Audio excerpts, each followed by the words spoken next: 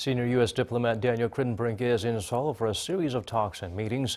Among key items on the agenda, cooperation on supply chain and North Korea issues. Yoon Jung-min tells us more. Senior officials from South Korea and the U.S. sat down for talks on global supply chain issues as the U.S. bolsters partnership with its allies and partners, seemingly against China's growing dominance. U.S. Assistant Secretary of State for East Asian and Pacific Affairs Daniel Kritenbrink is currently in Seoul for a 3-day trip until Friday. He met Trade Ministry Director General Jung Dae-jin in Seoul on Thursday. Seoul's Trade Ministry said the officials discussed bilateral supply chain cooperation as a follow-up to the Moon-Biden summit in May. The areas of cooperation included semiconductors and electric car batteries, and they also discussed the need for supply chain resilience following the U.S.-led supply chain meeting with G20 leaders a few weeks ago.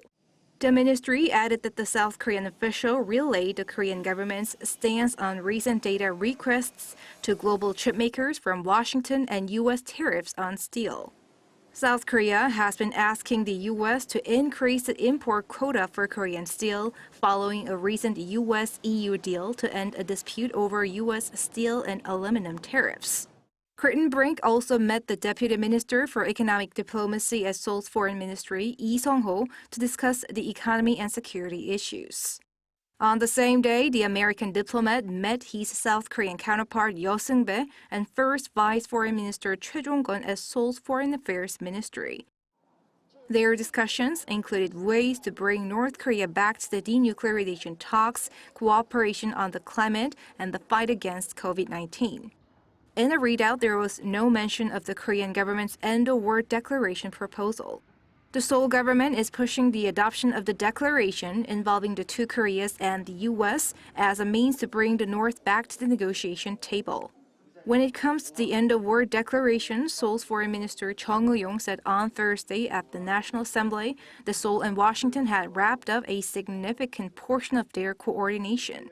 Chung said South Korea and the U.S. have agreed on the issue in principle, but added he's not so optimistic on actual adoption because that would require a longer process. While in Seoul, Kritenbrink also met the presidential candidate from South Korea's ruling Democratic Party, Lee Jae-myung, and will meet the candidate from the main opposition People Power Party, Yoon Sung-yeol, on Friday. Yoon Jung-min, Arirang News.